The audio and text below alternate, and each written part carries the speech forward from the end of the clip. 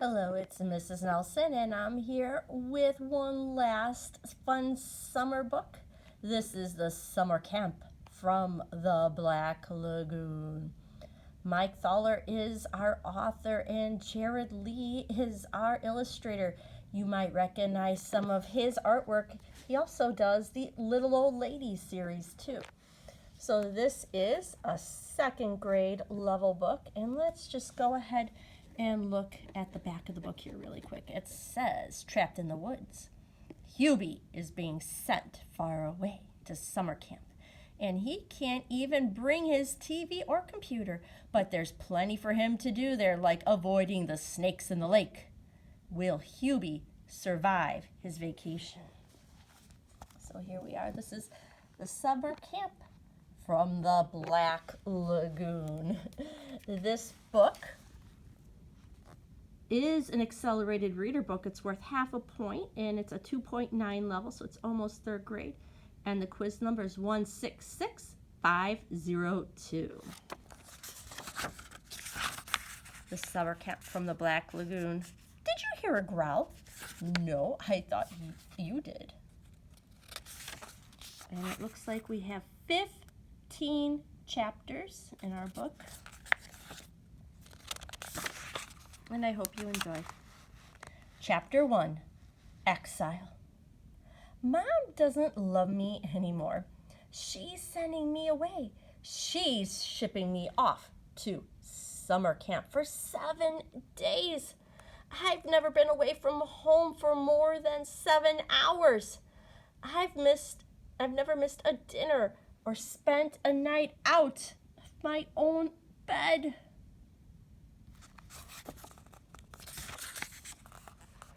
This camp is far away, over the mountains and through the forests.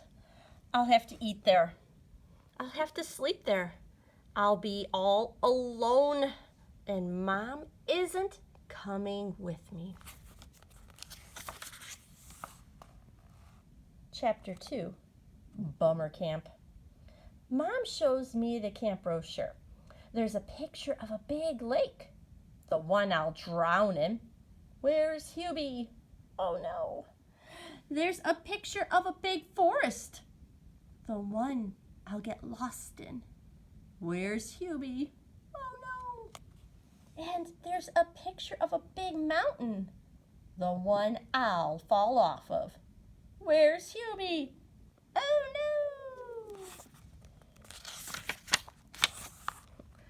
Mom says it looks beautiful. If it looks so beautiful, why doesn't she go and let me stay home? I'm so glad I took Hubie's place. Chapter 3, Call of the Wild. I'm desperate. I call Eric for sympathy. He's happy. He's going to baseball camp. They get to play baseball all day. They get caps and uniforms. Oh, I wish I could go there. I call Derek. He's happy too. He's going to tennis camp. They get to play tennis all day. He'll have a ball.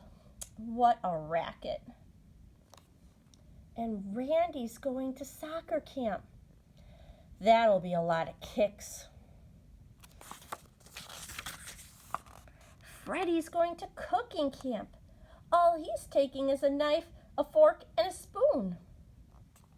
And Penny and Doris are going to ballet camp. That should keep them on their toes. And I'm going to wilderness camp. My only sport will be survival. And with all my friends away, I won't know anybody, and nobody will know me. Chapter 4, Packing It In. Mom says we should start packing. She has a list from the brochure. We have to take a first aid kit. Oh, great. A flashlight, warm socks, a backpack, and a sleeping bag.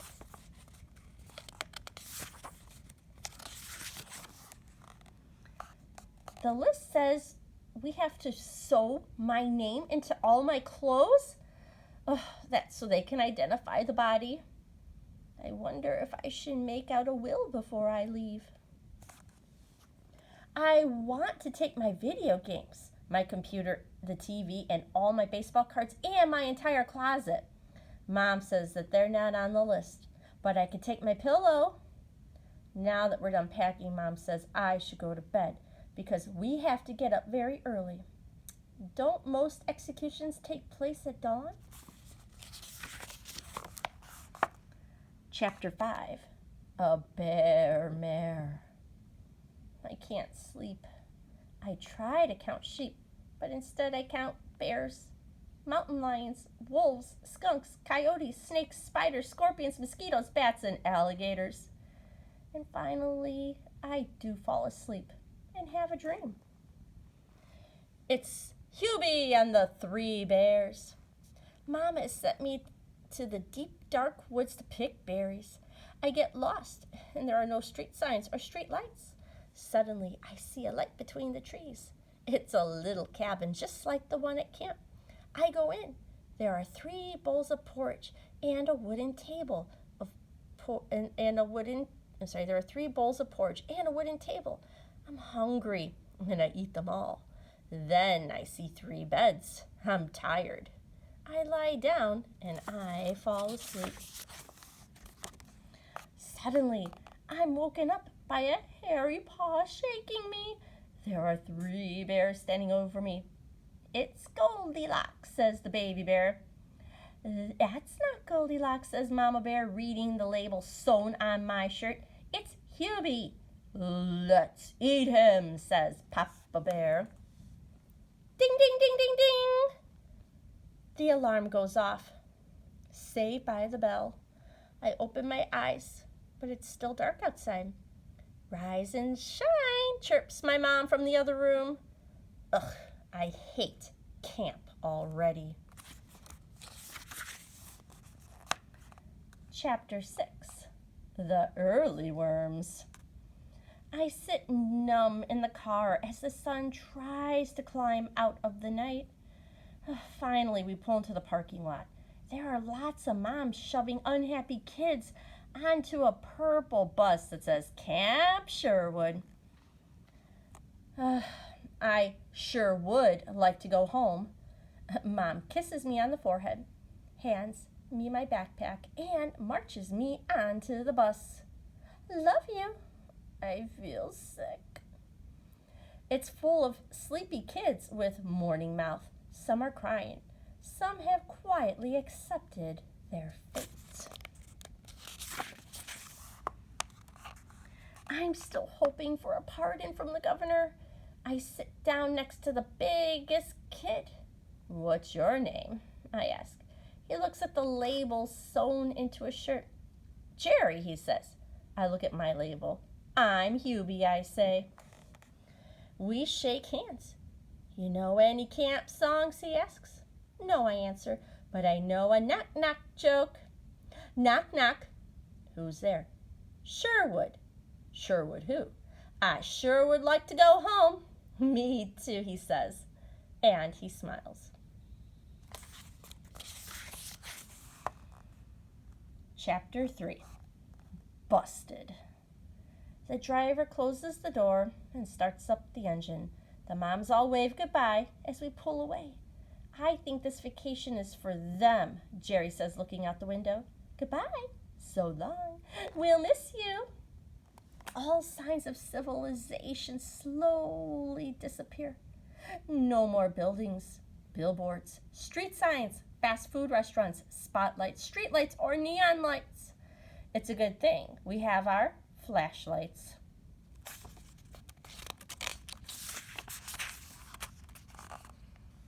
Jerry asks the bus driver if he knows any camp songs.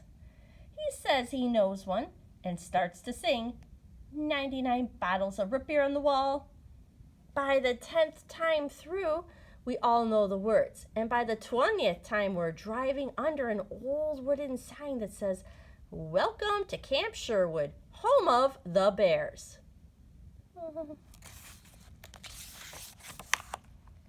Chapter 8.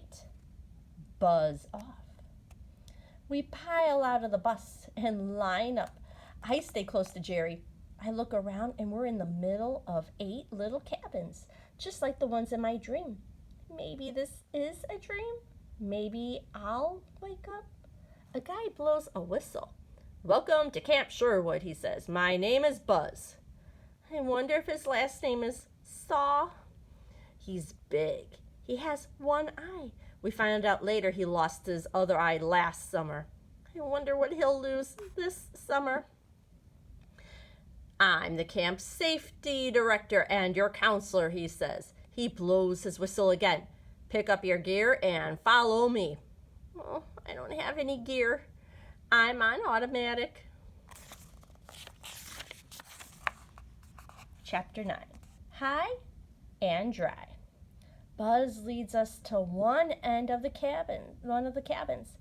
"Go pick out a bunk and meet me at the mess hall." "Why do they call it a mess hall?" I whisper to Jerry. "You'll find out," he says. "And be sure to get a top bunk." "Why?" I ask as we hurry in. "Bed wetters," he says, while climbing up to the top bunk. And I grab the last one. "My name is Hubie." Oh, I wanted a top bunk.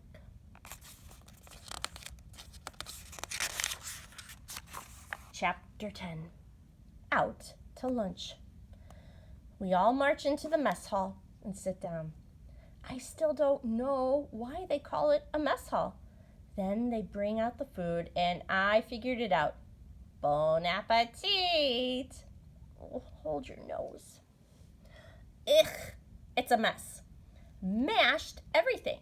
Mashed potatoes, mashed peas, squashed squash. The chef must be King Kong. This makes the school cafeteria look like a 4-star restaurant. Well, the good thing is you don't have to cut anything or even chew it. After lunch, it's time to go swimming. I hope we wait at least a half an hour so we don't drown. Mom says we have to wait half an hour because we can cramp us up. Do fish cramp up after they eat? Chapter 11. For goodness snakes. We march back to our cabin and we put on our bathing suits. Then we walk barefoot down to the lake. There are all sorts of sharp, prickly things on the ground. Ouch, ouch, ouch. Pine needles, pine cones, sticks, and stones that can break your bones. I walk carefully. We get to the lake and it looks cold. Maybe we should go ice skating instead. "Jump in, boys," shouts Buzz, and he blows the whistle. We just stand there and I raise my hand. "Question." "What is it?" "I'd like to know a little about this aquatic life before I leap in." I say, "For instance, are there any snapping turtles, piranhas, or sharks?" "No sharks," Buzz smiles. "But look out for snakes." "Snakes? No way. I'm not going in there." Buzz winks his good eye. "In 10 years, I've only seen one." Well, well, that one won't see me. I sit down on a log. Ouch. The log has just as many sharp places as the ground. Uncomfortable. All the kids are splashing around. Looks like they're having fun. There are snakes in logs too. Maybe I'll take my chances in the water.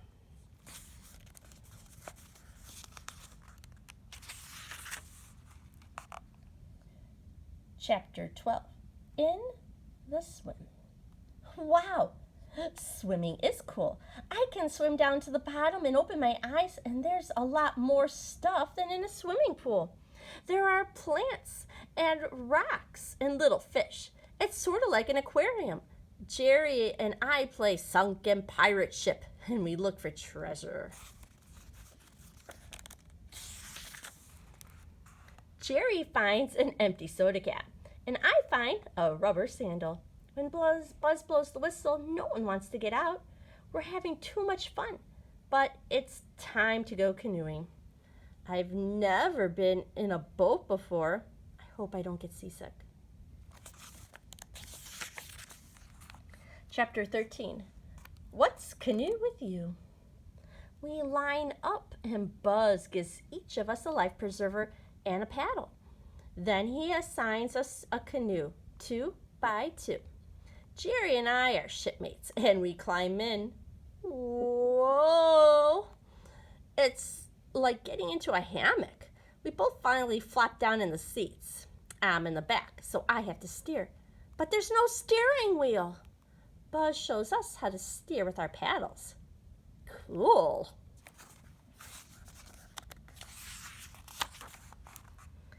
Jerry and I decide to paddle along the shore. That way, if we sink, we can walk home.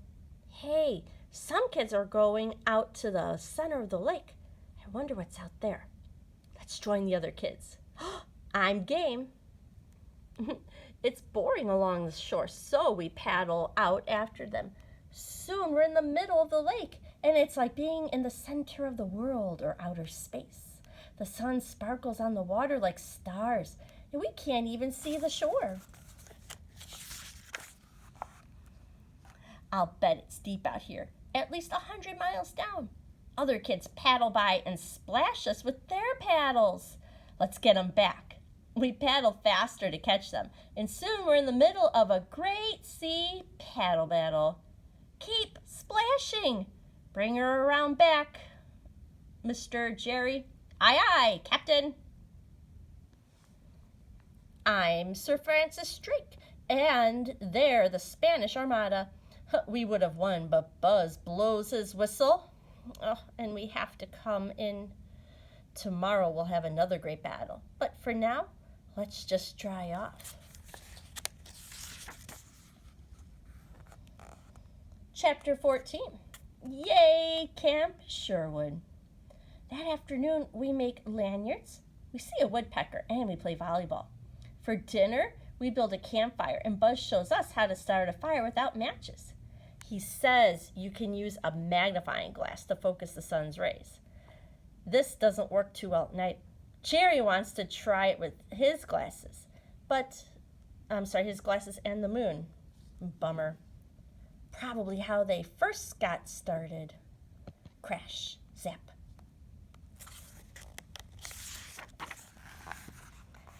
Instead, you can strike a piece of flint or a stone. You can also spin a stick so fast on the leaves that the friction starts a fire. But that takes an hour, and I'm hungry, says Buzz. Reaching into his pocket, he pulls out a match. Soon, we have a roaring fire and are roasting hot dogs and marshmallows on sticks. Jerry and I put marshmallow on each end of a hot dog, and we call it a marsh dog. And soon all the kids are making marsh dogs, and we're heroes. After dinner, we all sit around the campfire singing. And then when it gets really dark, Buzz tells us a ghost story. Chapter 15. Playing Chicken. The ghost story is about a mad scientist who takes a living chicken heart and gives it vitamins. Thump, thump. It grows bigger. Thump, thump. And bigger until it fills the whole laboratory. Thump, thump. Then it eats the scientist, which really makes him mad, and the chicken heart thumps out into the night looking for another stack. Thump, thump. Oh, no, no, no. Then Buzz puts his flashlight under his chin and clicks it on. And now it's here, he shouts. And when all of our hearts stop thumping, we walk back to our cabin under the stars. I climb into my bunk. I don't want to go to sleep. I don't want this day to end. I don't want this week to end. I wish I could stay at camp longer. As I close my eyes, I hear the night. I hear all the creatures that are lucky enough to be at camp all summer. And I think I can even hear the stars. And so that is the end of our book here. The Summer Camp from the Black Lagoon. And if you like this book, Miss Nelson has more of these Black Lagoon chapter books in our media center, or you can check them out at your public library. All right, take care, and those of you going to summer camp, have a great time. Take care. Bye.